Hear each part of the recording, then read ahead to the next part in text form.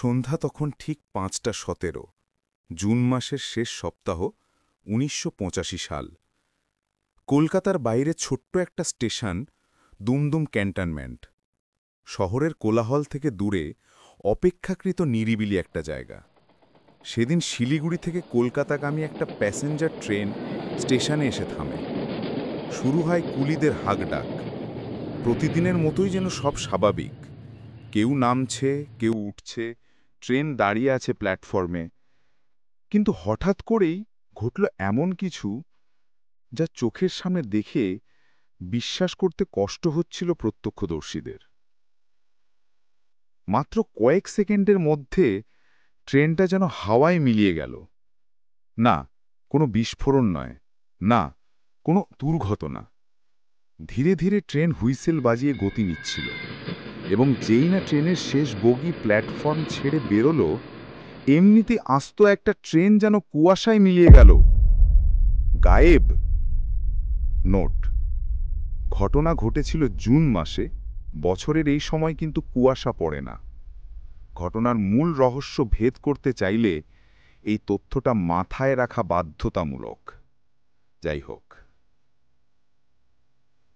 এত যাত্রী, এত মানুষ, অথচ কেউ ঠিকভাবে বুঝতে পারল না কিভাবে একটা আস্ত ট্রেন ধোঁয়ার মতো উবে গেল চোখের সামনে থেকে।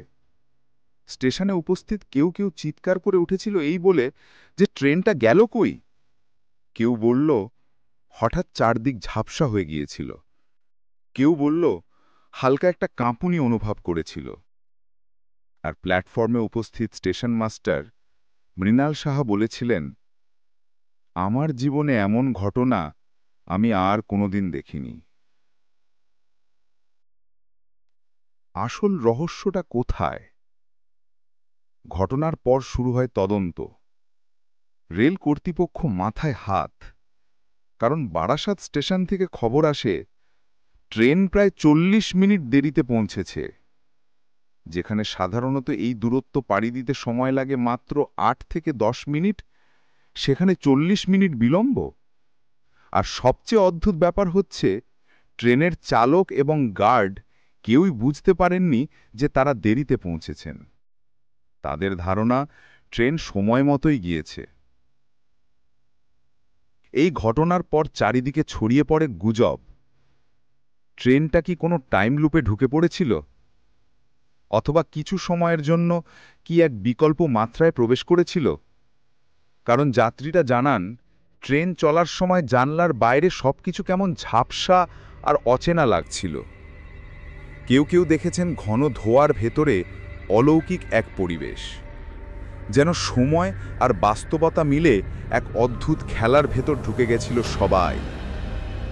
রেলওয়ে রিপোর্টে শেষ পর্যন্ত বলা হয়, এই অস্বাভাবিক দেরির নির্দিষ্ট কোনো কারণ খুঁজে পাওয়া যায়নি। আজও এই গল্পটি ছড়িয়ে আছে লোকমুখে। কেউ বিশ্বাস করে, কেউ করে না, কিন্তু দুমদুম ক্যান্টনমেন্ট স্টেশন এখনও সেখানে ঠায় দাঁড়িয়ে আছে। রাত হলে মাঝে মাঝে শোনা যায় অদ্ভুত কিছু শব্দ, দেখা যায় কুয়াশার ভেতর ভেসে আসা অচেনা আলো।